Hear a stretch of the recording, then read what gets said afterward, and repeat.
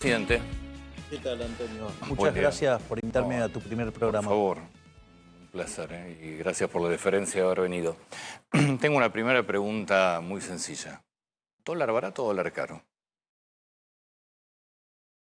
Caro. Ni barato.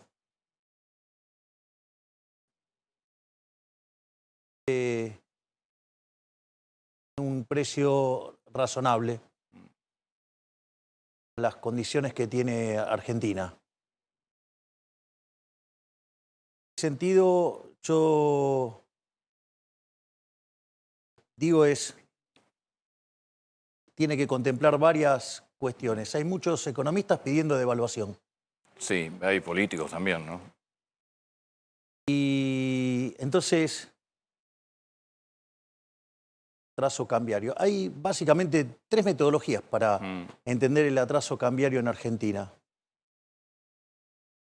El modelo kirchnerista.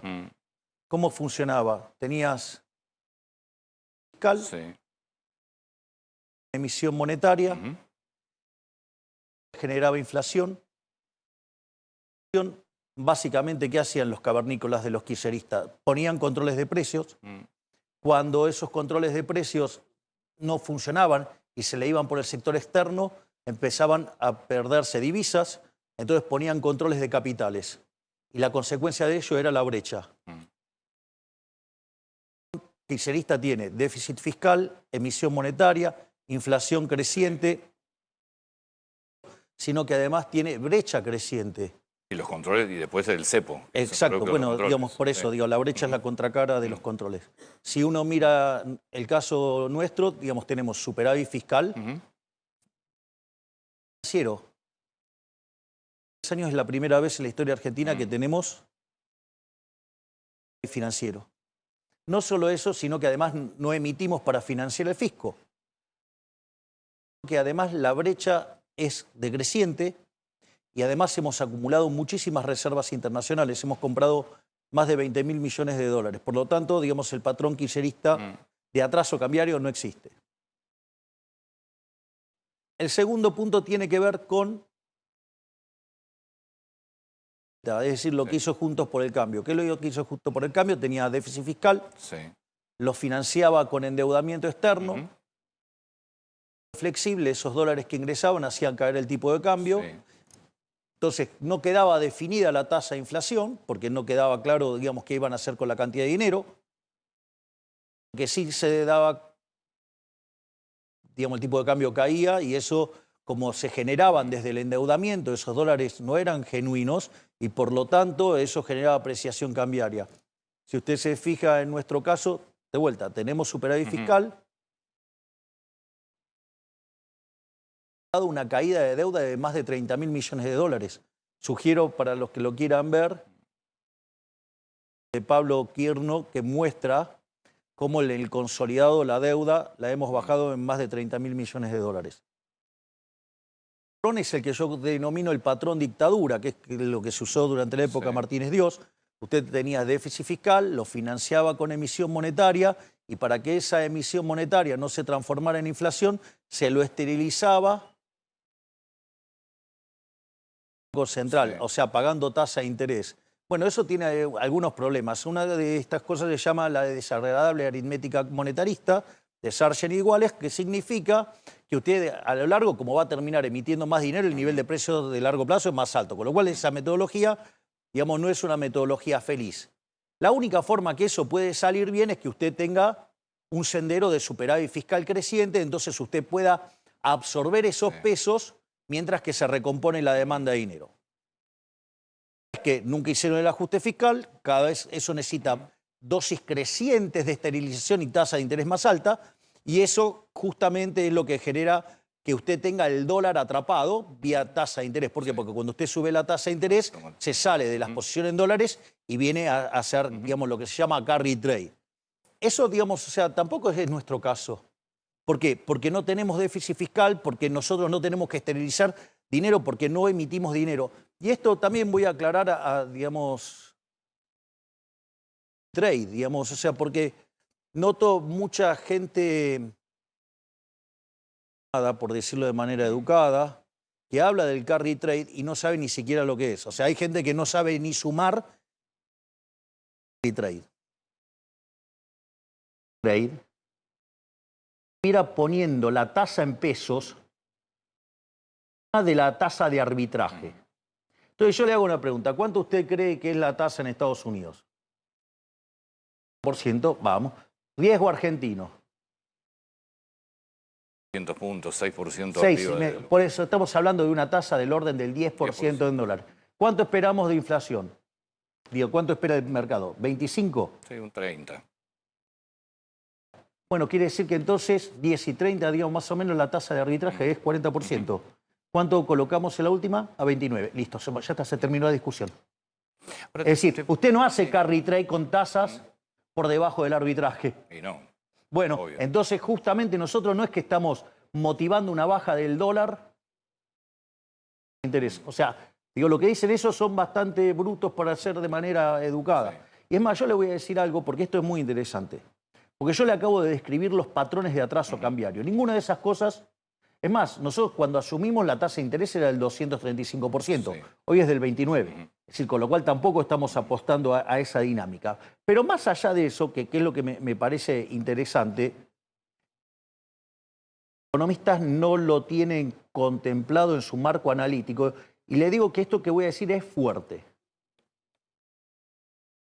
Sobre la hipótesis de que la inflación es siempre y en todo lugar un fenómeno monetario. Sí. Que se genera por un exceso de oferta de dinero, ya sea o porque usted emite demanda de dinero, o ocurren las dos cosas y eso hace que el poder adquisitivo del peso caiga, y eso significa que todos los precios expresados en unidades monetarias suben, y el dólar es un precio más de la economía. Entonces, básicamente, el nivel del dólar tiene que ver con la escala nominal que usted tiene. Nosotros tenemos la base monetaria fija desde abril del año pasado, primer punto. Pero ahora viene lo interesante. Porque una forma de determinar el tipo de cambio se llama, perdón que entre en algunas cuestiones técnicas, pero me parece que son súper significativas, porque cuando internalicemos los números, el dólar digamos, no va a estar caro, va a estar carísimo y va a tener que bajar de precio.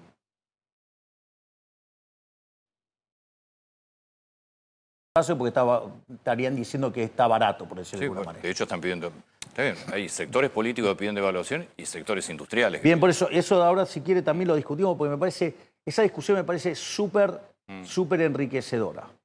Digo, y yo estoy dispuesto a darla, yo no tengo ningún problema. O sea, yo digo, me pongo el traje de economista y también la doy. Dicho esto, es interesante porque en la teoría económica usted tiene algo que se llama condiciones monetarias relativas. Y entonces, en función, usted dice, digamos, o sea, por ejemplo, el nivel de precios viene determinado por el cociente entre la oferta de dinero y la demanda de dinero. La demanda de dinero tiene dos componentes, una que es propiamente la demanda de dinero y el PBI, digamos, como proxy de cómo usted demanda dinero. Y usted lo compara, digamos, contra el país de referencia. Entonces, por ejemplo, cuando usted emite dinero por encima del país de referencia, su moneda se devalúa. Sí. Si usted la demanda de dinero le sube, su moneda se aprecia. Si su economía crece, su moneda se aprecia. Veamos el caso de la demanda de dinero. Argentina está con un muy bajo nivel de monetización de base, de base, con lo cual significa que Argentina, en condiciones normales de estabilización, la demanda de dinero tiene que pegar un salto. Por lo tanto, eso naturalmente va a generar una apreciación de la moneda porque usted tiene un aumento de la demanda de pesos. O sea, el peso se está fortaleciendo porque usted no tenía demanda de dinero, porque estaba huyendo del dinero permanentemente, consecuencia de la inflación, y ahora, digamos, con la tasa de inflación a la baja, evidentemente, usted tiene incentivo a tener pesos en la mano, porque no se le derriten como un helado en el medio del desierto del Sahara. Punto uno. Punto dos, la economía argentina hoy está mostrando un proceso de expansión fuertísimo. Es decir, Argentina tocó el piso de actividad en el mes de abril. A partir de ahí la economía argentina recuperó. Hoy el nivel de actividad estaría expandiéndose, si tomo desde abril, a un ritmo aproximado del 11% anual. Si yo tomo los datos del tercer trimestre, cuando la economía se expandió 3,9 desestacionalizado, eso significa, en el trimestre. Si usted anualiza, quiere decir que la velocidad que trae la economía argentina es del 17% anual. Si usted mira el consumo, viene a una velocidad del 20 anual. Si toma la inversión, viene a una velocidad del 50 anual. ¿Todo eso qué es? Demanda de dinero. Por lo tanto, usted tiene, ya sea por recomposición de saldos reales y por cómo viene viajando la actividad, la demanda de dinero viene volando, literalmente. Y Sí. un segundito más, Antonio, por favor. Y después hay otro tema más, con la oferta monetaria. En principio, la oferta monetaria o la base monetaria no crece porque nosotros no expandimos dinero, porque no hay déficit fiscal, porque, digamos, ya se terminó el cuasi fiscal. Entonces, la pregunta es, ¿qué pasa con el dinero? Y esta es la parte más interesante. Tenemos superávit fiscal. Y significa que el Tesoro, 2 billones de pesos, es aproximadamente el 6% de la base monetaria. Si usted eso lo toma linealmente en un mes, quiere decir que estaríamos sacando el 72% de la cantidad de dinero. ¿Me quiere decir cómo va a hacer subir el dólar si yo le estoy sacando todos los pesos que anda dando vuelta? Es decir, el dólar se tiene que caer como un piano. Y le voy a decir más, digo, en especial por el impresentable de Cavallo. Ciertamente. Porque mientras que él era ministro de Economía e insultaba a todo el mundo, cuando hablaban de devaluación, defendía el tipo de cambio y la convertibilidad, que ¿sabe cuánto es el tipo de cambio de convertibilidad a hoy? 700. 700 pesos. ¿Y sabe cuál es la diferencia? Equilibrio fiscal. Y él no tenía equilibrio fiscal. Y le voy a decir algo. No, el equilibrio fiscal de la convertibilidad era con las privatizaciones. Exactamente. Y le voy a decir algo más. Le voy a decir algo más. Porque este programa es muchísimo más exitoso que la convertibilidad. Y le voy a explicar por qué. Porque no tuvimos que tener una hiperinflación para hacerlo previa, porque nosotros la evitamos, no la dejamos correr y reventar a la gente para mostrar un programa exitoso. Recompusimos las tarifas durante todo el proceso, digamos, de estabilización, no antes, para mostrarlo estéticamente mejor. Además, no solo eso, sino que tampoco hicimos expropiaciones. O sea, nosotros no hicimos un plan Bonex. Nosotros enfrentamos el problema de los pases y los resolvimos y bajamos 10 puntos el déficit cuasi fiscal. Es decir, en el ajuste fiscal que nosotros hicimos, que son 15 puntos del PBI, hay 5 en el Tesoro y 10 en el Banco Central. Que es más, en un reportaje, mi brillante ministro de Economía, Toto Caputo, explicó muy bien, dijo, no alcanzaba con el equilibrio fiscal, porque si nosotros no arreglábamos el problema del cuasi fiscal, esto terminaba en una hiper igual. Y no solo eso, no hicimos controles de precios y no controlamos el tipo de cambio. Y cuando usted mira la inflación en dólares, es decir, que usted le limpia el efecto del crawling peg, Argentina tiene deflación. Es decir, el último dato mayorista que fue 0,8 y el crawl estaba al 2%, con lo cual Argentina hace meses que está en deflación. Dale. Sí, porque le voy a decir más. Porque muchos de los economistas se quieren hacer los científicos y hablan del tipo de cambio real, o sea, aproximando algo que se llama paridad del poder de compra. ¿Sabe que el Banco Mundial hace una estimación del PBI a PPP, o sea, paridad del poder de compra?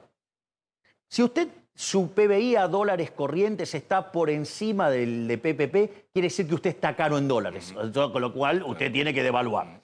Y si su PBI corriente está debajo del de PPP, quiere decir que usted está barato.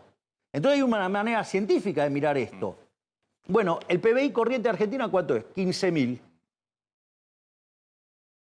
PPP, 30.000. ¿Sabe qué quiere decir? Que podríamos ser un tipo de cambio de 600. Bueno, es decir, si no saliera a comprar el Banco Central de la manera que compra, que en las últimas 2 ruedas compró más de 600 millones de dólares, y que básicamente nuestro problema es cómo hacemos que esos pesos no salgan hacia la economía. Digo que es un gran problema que tiene que enfrentar el presidente del Banco Central. Se derrumbaría. Cuando nosotros metemos a veces lo que nosotros estamos monitoreando los precios, ¿qué es lo que pasa?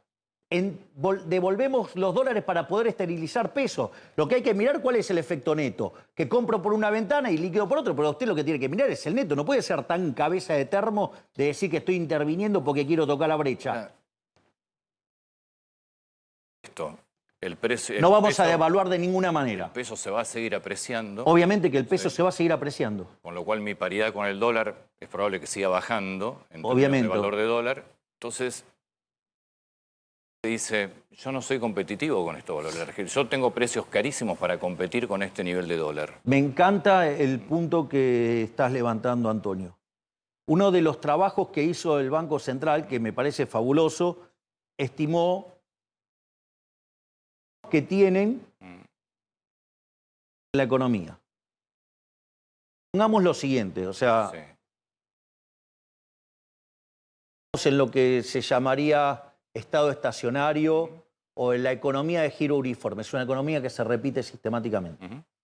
Digo, después, o sea, pero es solamente metodológico para poder... Si ese fuera el caso, el precio tendría que cubrir el costo laboral, tendría que cubrir activo, operación y mantenimiento y el costo de capital, es decir, la retribución del capital. Si yo o tengo una economía competitiva y el precio me viene dado, están pidiendo, lo que me están pidiendo es que yo destruya los salarios, que baje los salarios para que un par de sátrapas mantengan altos retornos del capital. Cuando usted mira los retornos que están teniendo, son enormes. Entonces, ¿qué pasa? Usted cuando se enfrenta a esa situación hay distintas tareas. Una tarea es que usted tiene que trabajar puertas adentro en su empresa para bajar los costos. O sea, tiene que ser más eficiente, tiene que trabajar la eficiencia, ¿sí? Y labura sobre los costos de operación y mantenimiento. Nosotros hacemos la tarea. Nosotros bajamos impuestos, nosotros bajamos 13 impuestos. Le devolvimos plata a la gente, ¿sí? Entonces, con esos impuestos que bajamos, eso permite que en la medida que bajen los impuestos, digamos, suben los salarios. Por eso es tan importante que la gente esté todo el tiempo mirando las cuentas fiscales y que cada vez que un político dice que quiere gastar algo, que diga, che, a ver, ¿cómo lo financia? ¿Me podés decir de dónde la sacás? Porque si sale de la mía no me interesa. Porque esto es interesante, Antonio. En la medida que baja el peso del Estado, digamos, usted puede pagar mayores salarios. ¿Y cuál es la parte remanente? El retorno del capital. Cuando usted mira los retornos, estos retornos no se condicen con la nueva economía. Entonces, si no entienden que Argentina va a un camino de superávit fiscal permanente, y eso significa que Argentina es solvente intertemporalmente y que más tarde o más temprano vamos a derrumbar el riesgo país, vamos a derrumbar la tasa de interés. Si no lo entienden, listo, nosotros abriendo la economía, aquellos que no lo entiendan, o se van de su negocio o adecúan los retornos a lo que se da. Digo, mire esto lo mencionó el ministro Caputo en una entrevista. Una empresa del sector textil produce acá, vende el producto a la mitad de lo que lo vende acá. Listo, bueno, digo, o sea, acá hay que competir. O sea, eso pasa porque tenemos todo un conjunto de barreras para no competir. Bueno, acá hay que competir. Pero, lo que vos me estás planteando es, no hay ninguna discusión sobre el tema dólar. O sea, ni esperen devaluación, es más,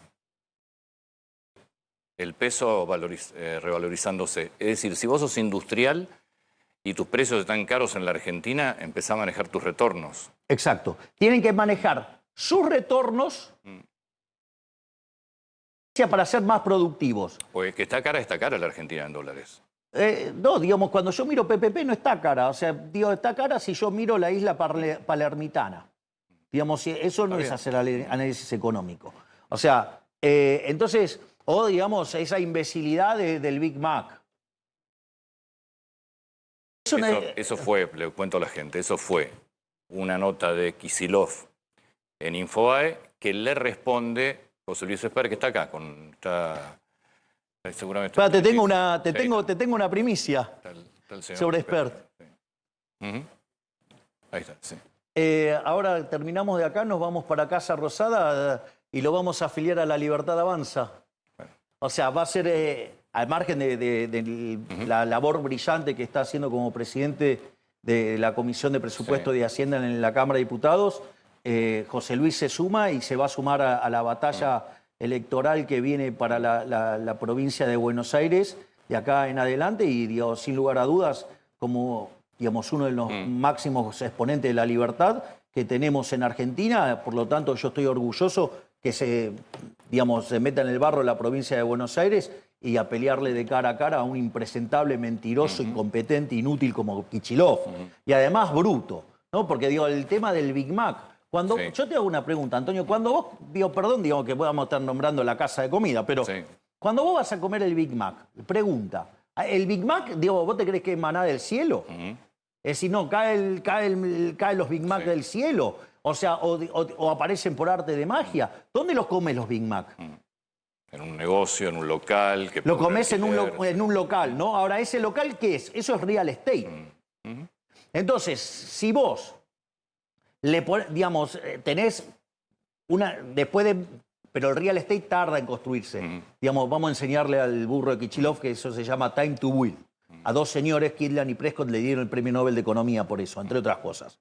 Entonces, digamos, o sea, vos no construís, digamos, la construcción no es instantánea, no es que haces así y aparece... Entonces, si vos durante tantos años estuviste destrozando el capital, ¿qué es lo que pasa? Destrozaste el sector no transable, entonces, ¿qué es lo que te pasa? Y el retorno es muy alto. Entonces, esa hamburguesa que vos estás comprando tiene una parte del costo vinculado a transable, que es la carne, que es el pan, pero tiene una parte enorme que son vinculado al local que tenés que mantener. Y por eso, digamos, la hamburguesa es cara acá. Es decir, entonces, si yo tengo... Te lo hago, en la nota que publiqué en La Nación, digo, yo fui claro con eso. Hablé de un modelo de transables y no transables. El tipo de cambio real en ese mundo está determinado por el precio de los transables dividido el precio de los no transables. Suponete que partís de equilibrio, ¿no? Estás en equilibrio. Ahora aparece una desgracia y cae un exocet en el sector no transable de la economía. Eso que genera una contracción del sector no transable. Si a vos se te contrae la oferta, dada la demanda, ¿qué te pasa con el precio? El precio sube. Entonces, vienen estos tarambanas y que te dicen, uy, mirá, se te apreció el tipo de cambio. Si vos llegaras a devaluar, estás rompiendo el sistema. ¿Por qué vas a romper el sistema? Porque la señal de precios te dice que tenés que invertir en el sector no transable. Y si vos devaluás, digamos, no generás la expansión que tenés que generar en el sector transable, lo único que haces es empobrecer a la gente y no arreglas tu problema en el sector no transable. En definitiva, esa es la receta que aplicó Argentina sistemáticamente y por eso tiene unos cerrillos que son un espanto. ¿Por qué? Porque en lugar de dejar que la señal de precios fluya, ¿qué hace? Y no, te la están alterando. Es más, te voy a decir algo más. Argentina va de cara al futuro hacia un sector no transable con precios altos. Es muy simple. ¿Por qué? Porque vos vas a tener un boom exportador en gas, un boom exportador en petróleo, un boom exportador en litio. Además, estamos trabajando para el uranio. Además, estamos trabajando con el cobre. Ni que hablar, digamos, la productividad que tiene el sector agropecuario de Argentina. Es decir, Argentina, de cara al futuro, es una economía donde le sobran los dólares hasta por las orejas. Y la consecuencia de ello es que vos... Los no transables, o sea, los servicios van a tener que subir de precio. ¿Y sabes qué es lo más interesante? ¿Sabes cuál es el no transable que más va a subir? Los salarios. De hecho, cuando nosotros asumimos el salario promedio de la economía formal era de 300 dólares, hoy es de 1.100 dólares. ¿Te exige algo el Fondo Monetario sobre el tema tipo de cambio? Nada. Nada. Nada. La política monetaria es soberana. La política fiscal es soberana. Hay que explicarle a la gente que tiene la provincia que es un baño de sangre. En lugar de ponerse los pantalones largos y hacerse cargo, le echa la culpa a la nación. Bueno, sí, claro, digamos, claro, o sea, en lugar, sí, pero se gasta 30.000 millones de pesos en sobornar medios de comunicación, ¿no? Porque es lo que le pone de pauta oficial. Yo lo eliminé. Ahora, él debe necesitar que tener periodistas, digamos, que digan lo que él necesita escuchar o lo que le quiere, como quiere engañar a la gente. ¿Sí? Entonces, en ese contexto, digo, tiene un montón, digo, o toda la que se gasta en en hormonización de niños, ¿no? Digamos, o sea, todas esas cosas. ¿Por qué no las pone en algo prioritario que es la seguridad? En lugar de tener, digamos, los patrulleros destrozados, los chalecos vencidos, pagarle mal a los policías, que además tiene un problema. Usted le da plata a Kicillof y no lo arregla. No lo arregla. Porque como él cree en la doctrina Zaffaroni, él pone al victimario, él pone, digamos, al delincuente en el lugar de la víctima. Digamos, no cree en eso. En cambio, nosotros creemos en la línea Giuliani, el que las hace las paga. Es decir, ¿cómo cree que nosotros pusimos orden en el país? ¿O acaso no había 9.000 piquetes por año? ¿Cuántos hay ahora? Ninguno. Es decir, la calle estaba tomada por los delincuentes. Hoy usted puede trasladarse por la ciudad como si nada. Pero, con lo cual, por más plata que usted le ponga a este inútil, la va a desperdiciar, porque seguro que la va a gastar en alguna estupidez. Es decir, ¿por qué no se dedica a gastar lo que la tiene que gastar? Cuando no le alcance más, ahí, digamos, podría discutir. Y la otra, ¿de dónde salían esos fondos?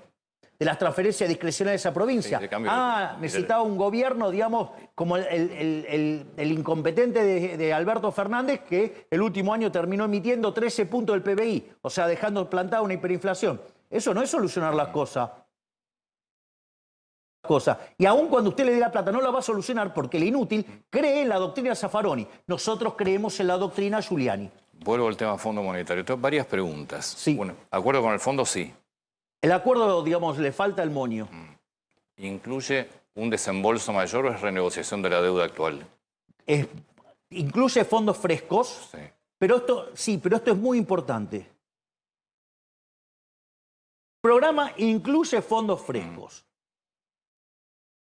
Fondos frescos, incrementar la deuda. Esto también para que entiendan ¿Esto es lo que evitaría que fuera el que vaya al Congreso? Esto, digamos, se podría utilizar como argumento. Sí. La deuda no sube, y voy a explicar por qué. ¿Usted sabe quién es el máximo acreedor del Tesoro Nacional?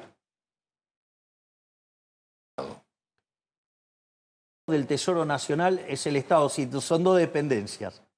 Una es ANSES. Sí.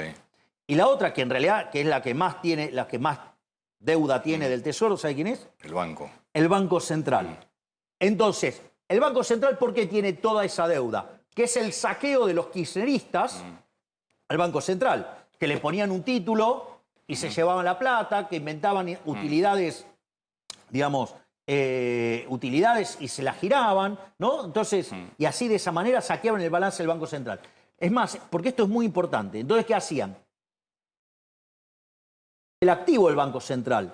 Entonces, ¿qué es lo que pasa? Como usted, la base monetaria es un pasivo, entonces para que usted sea solvente, usted necesita licuar esos pasivos. Quiere decir que cuanto más insolvente es el Banco Central, la inflación de largo plazo es más alta. Nosotros desde que llegamos estamos recomponiendo el balance del Banco Central. Les recuerdo que, por ejemplo, tuvimos que limpiar 50.000 millones de dólares de CIRA. No solo eso, hicimos un write-off en el balance del Banco Central por 45.000 millones de dólares. Es decir, la tarea que hemos llevado a cabo en el Banco Central fue ciclopia. Bajamos el déficit fiscal en el Banco Central, que se llama cuasi fiscal, 10 puntos del PBI. O sea, los bancos tuvieron que dejar de ser socios del gobierno en cobrar impuestos inflacionarios, jodiéndole la vida a la gente, a salir a laburar de bancos. Pero, entonces, en ese sentido, el dinero, ¿cómo va a ser? Entra en el Tesoro. Sí. Ahí estamos hablando de los fondos nuevos del acuerdo. Los fondos frescos. Y ese dinero va destinado a cancelar deuda con el Banco Central. Ok. Entonces, la deuda no varía. La composición del acreedor, pero la deuda no varía. ¿Y esto por qué es importante? Porque usted fortalece el balance del Banco Central. Al fortalecer el balance del Banco Central, el patrimonio neto del Banco Central mejora. Por lo tanto, el índice de precio de largo plazo es más bajo. Si usted une el índice de precio de hoy con ese, le da que la tasa de inflación implícita. Cuanto más solvente sea el Banco Central, usted está bajando la tasa de inflación de largo plazo. Entonces, esto no es un tema menor, porque implica que se le está honrando la deuda. ¿Usted tiene billete de pesos ahí? Sí, en el camarín. Bueno, eso es una deuda que tiene el Banco Central con usted. Sí, claro. Y eso, usted la tiene que honrar. ¿Y cómo se la honra? Digamos, respetando del activo del Banco Central para que en un momento, digamos, de acá a la eternidad, digamos, el Banco Central lo rescate. ¿Sí? Eso, digo, pero esto no es menor. Es decir, el programa solamente apunta a recomponer el balance del Banco Central. ¿Por qué? Fíjese, nosotros el año pasado habíamos anunciado emisión cero. Sí. 5.000 millones de dólares. Se nos derrumbaba el tipo de cambio. Se nos derrumbaba el tipo de cambio. O sea, digo, usted se fija, la base monetaria amplia está fija. Entonces, ¿qué es lo que pasa? Como se derrumbaba el tipo de cambio y la velocidad de respuesta del sector real no es la misma que la financiera, usted lo puede mandar a la quiebra. Entonces, nosotros salimos a sostener el dólar. Y cuando, digamos, veíamos algún problema, devolvíamos los dólares y sacábamos los pesos. O sea, ahí hay 5.000 millones. Ahora nosotros hicimos una baja transitoria de las retenciones. ¿Sí? En esa baja transitoria puede ser que terminemos juntando 5.000 millones de dólares más. No sé, supongamos, ¿cuánto quiere suponer, digamos, de... entre el fondo? 12.000. Ponga 12.000. 10.000, no sé, no sé. 10.000. No, digo, para hacer el ejemplo, es un ejemplo teórico. Se habla de 12.000, no sé. Bueno, 12.000 quiere decir que nosotros vamos, el día que abrimos el cepo, abrimos con una pared de 22.000 millones de dólares. Y además sacando 6% de la base monetaria de circulación mes por el superávit fiscal. Es decir, vamos a meter dólares y vamos a sacar pesos. Venía a hablarme del tipo de cambio, digamos, que tiene que devaluar. Dale. Dos organismos nombró Banco Central y ANSES como principales deudores de la Argentina. ¿Van a cambiar la edad jubilatoria? A ver, la reforma jubilatoria no es parte de este momento. Usted no puede reformar el sistema previsional si usted antes no reforma el sistema laboral. A ver, el kirchnerismo hizo un montón de aberraciones. Una de las aberraciones que hizo fue dar jubilaciones sin aporte. Correcto. Entonces, usted tiene un pozo de donde saca el dinero, que era el que habían aportado todos los aportantes a lo largo de su vida. Entonces ahora usted, digo, duplicó la cantidad de manos y a usted le va a quedar la mitad. O sea, ese es uno de los problemas que generó el kirchnerismo. Otro problema que generó es que cuando se expropiaron las AFJP, los fondos lo usaron para financiar cosas no rentables. Yo recuerdo, digamos, escucharlo, no sé, al chanta de Bocio un día diciendo, no, bueno, pero tenemos un retorno del 16% y la inflación era casi 30%. Es decir, en términos reales era negativo el retorno. O sea, esa forma de engañar a la idea, de engañar a la gente con la ilusión nominal. Yo entiendo que son temas que quizás no son fáciles, pero mentirle a la gente, o sea, 16% de retorno con la inflación que iba viajando al 30%, era una estafa. Pero no solo eso, usted tiene, digamos, prácticamente el 40% del mercado formal, del mercado de trabajo en el sector informal. Entonces, por eso hay que avanzar en la... Usted primero tiene que avanzar en la reforma laboral. ¿Para qué?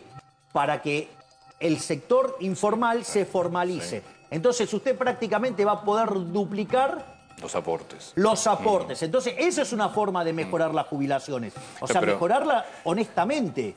El titular de ANSES, Mariano Loceros, dijo que se viene una reforma, se va a analizar o se va a presentar una reforma previsional donde se incluía, por supuesto, la suba de la edad de jubilatoria, que es la que se está hablando hace mucho, y desde ya el tema de los aportes. Eso, digamos, corre por cuenta del titular de ANSES. Eso no es lo que está en carpeta. Es decir, hasta que usted no arregle el problema previsional... ¿Y cómo arreglas el problema laboral? El problema laboral no puede ir por el tema previsional. ¿Y cómo lo arreglas? ¿Cómo blanqueas el 40% de la economía en negro? Bueno, de hecho nosotros estamos llevando a cabo muchas medidas para flexibilizar el mercado laboral. Desde las que mandamos en la ley bases hasta cosas que están, digamos, en el decreto 7023. Es decir, todas cosas que facilitan la contratación de trabajo y estamos también, digamos, trabajando fuertemente en blanquear, digamos, el mercado de trabajo para que la gente pase a tener un trabajo en el sector formal, pero que tener un trabajador no sea un problema. Entonces, cuando usted recompone esa situación, es decir, es mucho más urgente hoy pasar a la economía formal los informales. Claramente. O sea, eso a usted le permitiría duplicar los recursos y automáticamente usted puede duplicar las jubilaciones. Entonces, digo, me parece que ese es un problema, digamos, o sea, más interesante a resolver, porque eso a usted después le permite ver cómo tiene que recalibrar el resto de las ecuaciones. ¿Cómo, digamos, usted va a recalibrar la ecuación dinámica si no tiene calibrada la ecuación de inicio? Y la jubilación va a ser en función de los aportes. Exactamente. Me voy a la política. Relación con Macri. De hecho, le escribí el otro día para decirle feliz cumpleaños, el 8. ¿La relación con Mauricio Macri es la misma que con Jorge Macri? No. ¿Por qué lo sacaron a Marra? A ver, el tema de Ramiro es una cuestión distrital. Distrito. Es decir, a ver, voy a explicar varias cuestiones para que más o menos se entienda. El gobierno tiene 3 líneas de acción, por decirlo de alguna manera. Hay una línea que es la gestión, hay una línea que es la línea política y hay una línea que es la batalla cultural. Esas son nuestras 3 líneas de acción. Se imaginará que, digamos, o sea, yo me ocupo de la línea de la gestión y de la batalla cultural. Dicho esto, en la gestión yo me ocupo de temas nacionales. O sea, yo no, digamos, es más, por una cuestión de federalismo, yo no me meto con las provincias. Por lo tanto, tampoco me meto con la cuestión de la Ciudad Autónoma de Buenos Aires, que es donde está la cuestión de por qué se lo expulsó a Marra del espacio. O sea, se lo expulsó, digamos, la cuestión política la maneja mi hermana. ¿Sí? Digamos, no solo mi hermana, digamos, en esto está involucrado Guillermo Francos, está, digamos, involucrado Santiago Caputo, ¿sí? Digamos, ese es básicamente, digamos, el ala que se ocupa de la política. Dicho esto, Ramiro sistemáticamente estuvo desconectado de lo que hacía el espacio de la libertad avanza en la ciudad. Y cuando votó a favor de un presupuesto que implicaba aumento de impuestos, que es en contra a la filosofía que nosotros, digamos, postulamos, bueno, digo, lo ejecutaron.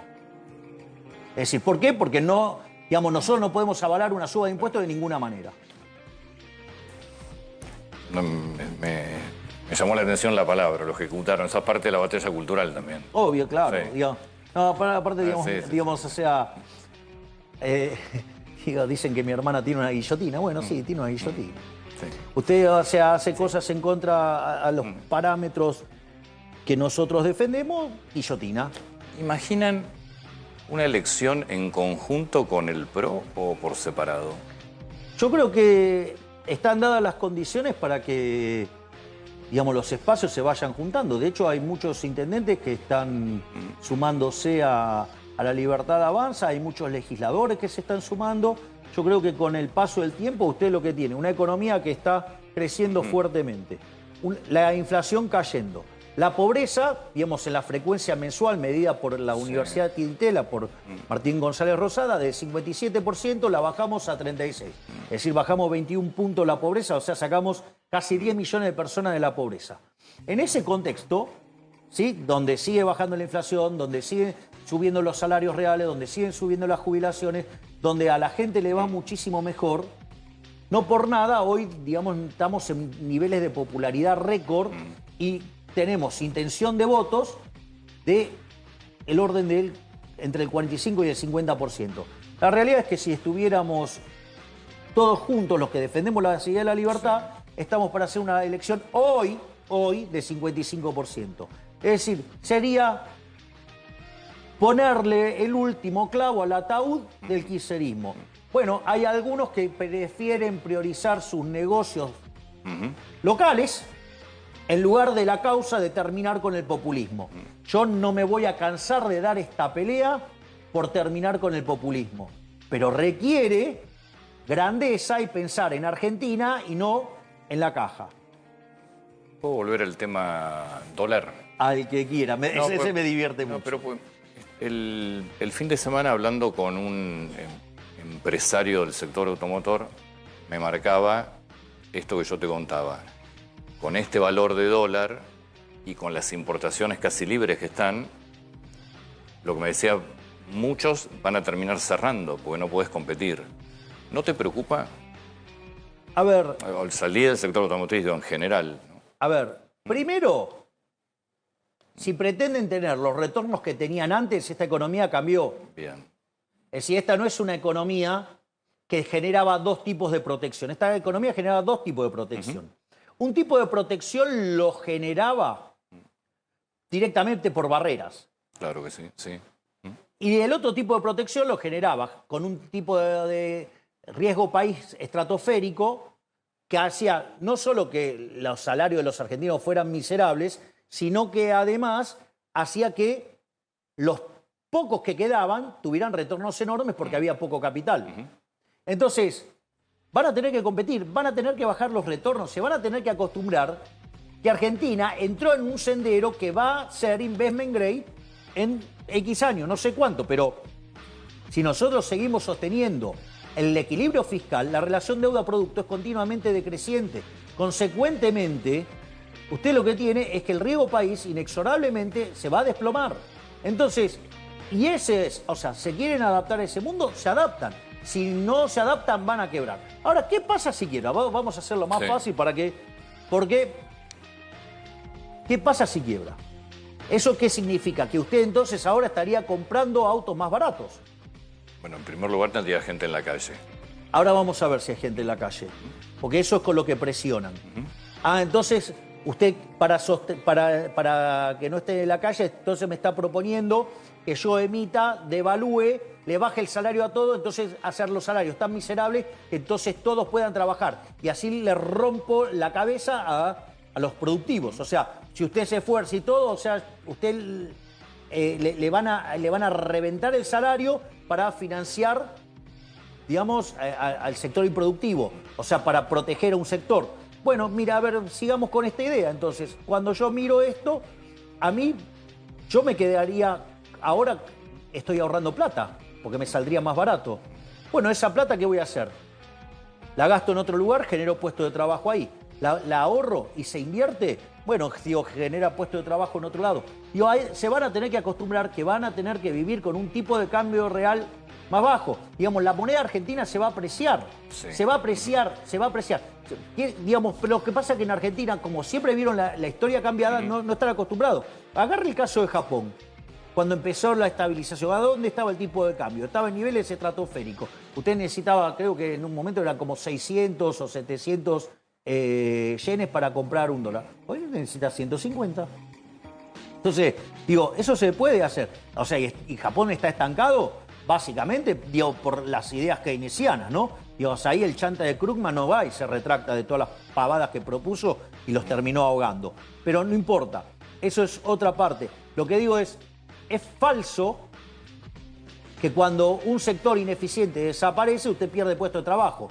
No, se van a ir a otro lugar donde van a ganar más. Y yo le digo, se viene una economía fuerte en servicios. ¿Y sabe cuál es el sector que más empleo genera? Sí, servicios. Servicios. Sí, Entonces no va a haber un problema de falta de laburo. Y usted lo que va a tener es, como se lo dije antes, una oleada de dólares que van a venir del petróleo, del gas, del litio, del uranio. Y quiero hacer un punto ahora con el uranio. El cobre, ¿sí? Y todo lo que tenemos en el sector agropecuario. Muy importante, uranio. ¿Por qué menciono el uranio? Porque el uranio es lo que usted necesita para los reactores nucleares. En materia de energía nuclear, estos reactores modulares, que es lo que anunció Damian Reidel, junto a Grossi, a Rafael Grossi, sí. Nosotros estamos 7 años avanzados respecto al resto. ¿Por qué? Porque el resto, digamos, había dejado esta tecnología de lado. Entonces nosotros estamos 7 años avanzados en la capacidad de generar reactores modulares.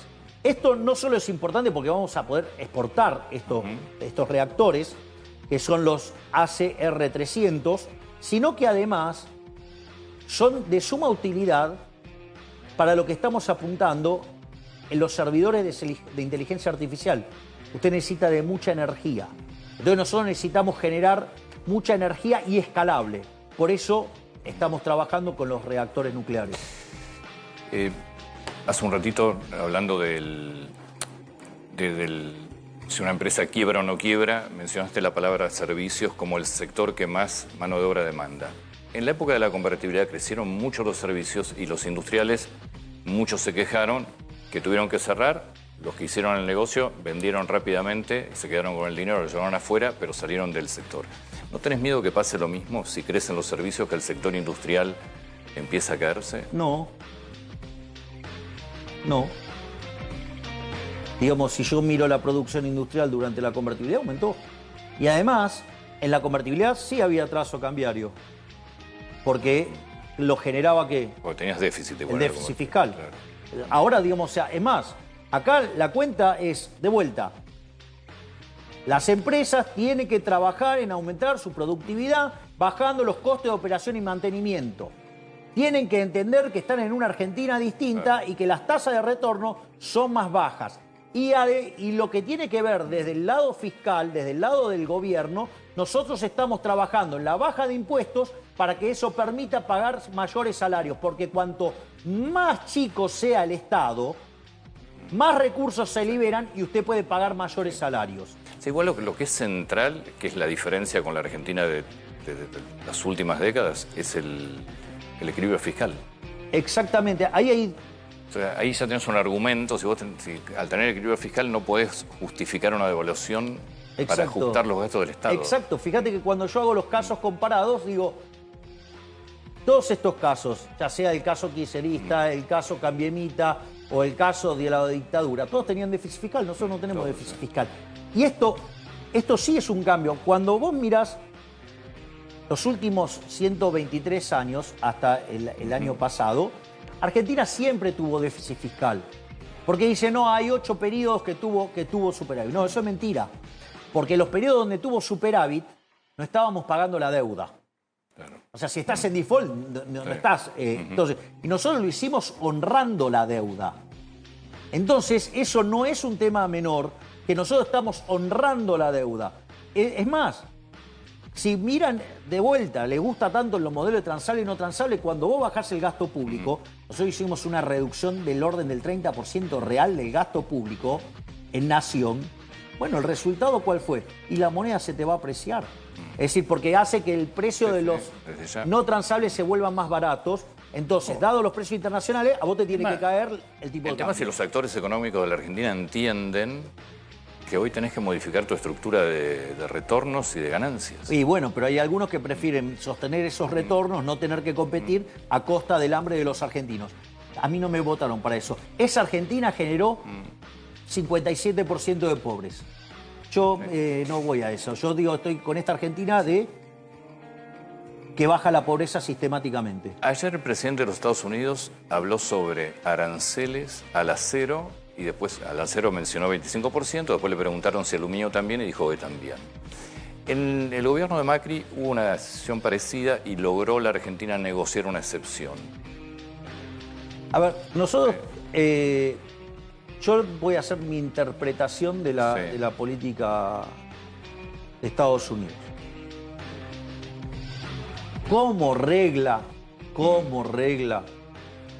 sugeriría no darle tanta atención a la progresía mediática, que, digamos, o sea, jugaron abiertamente con los demócratas y odian visceralmente a Trump.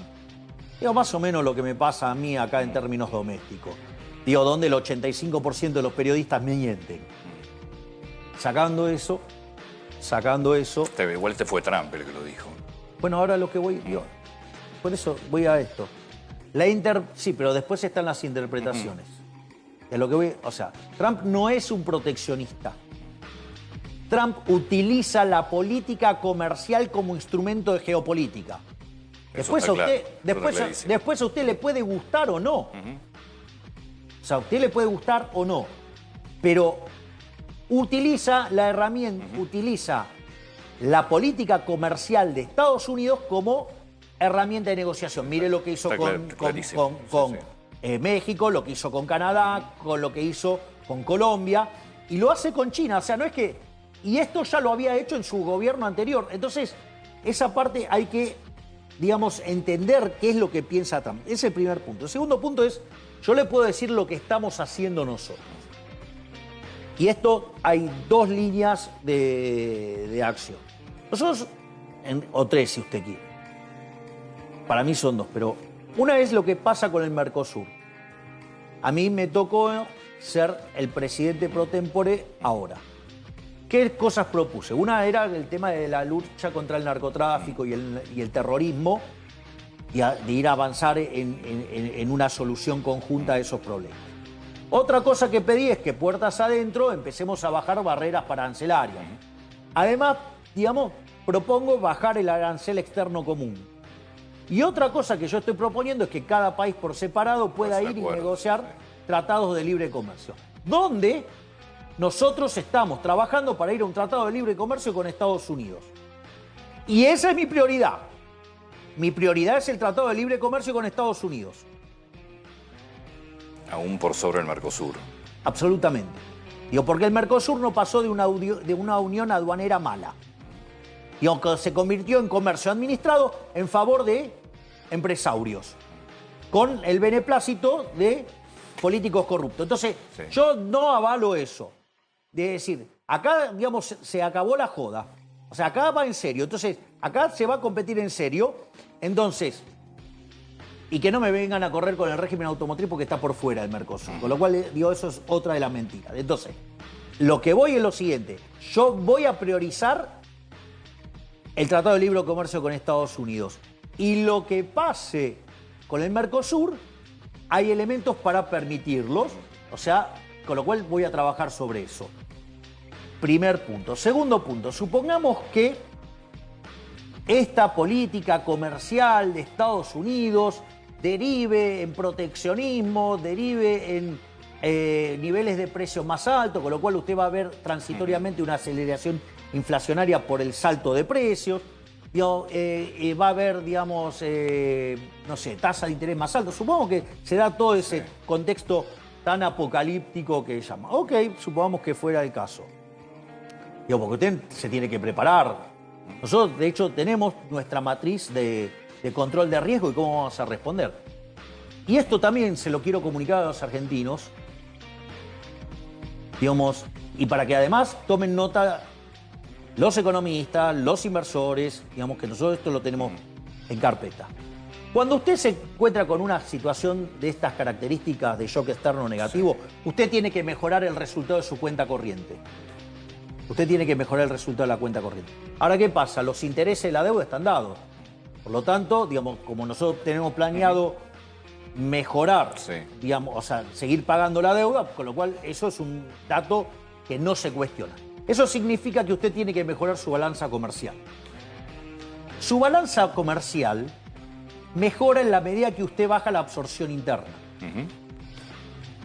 Bueno, la forma de bajar la absorción interna, usted puede hacer que baje la absorción del sector privado o la absorción del sector público. Por ejemplo, cuando Argentina sufrió el shock externo negativo del tequila, el señor Cavallo, que tanto le gusta hablar, ¿sí?, ¿cómo lo arregló? Subiendo impuestos, llevó el IVA al 21%, es decir, reventó a todos los argentinos de bien. ¿Qué es lo que vamos a hacer nosotros? Nosotros vamos a bajar más el gasto público, vamos a seguir con la motosierra, vamos a recortar más el gasto público para que la absorción caiga, pero que sufra el Estado y no el sector privado. No van a sufrir los argentinos de bien. Todo el ajuste se los voy a cargar al Estado. Así como lo hice durante el 2024, la motosierra no para. Es decir, si nosotros nos encontramos en un escenario adverso en el plano internacional, la respuesta es: vamos a bajar la absorción doméstica, porque eso va a pasar inexorablemente, pero no lo va a tener que pagar los argentinos de bien, no lo va a pagar el sector privado, lo va a pagar el parásito estatal. Presidente, muchas gracias. Gracias a ustedes. Por favor, muchas gracias.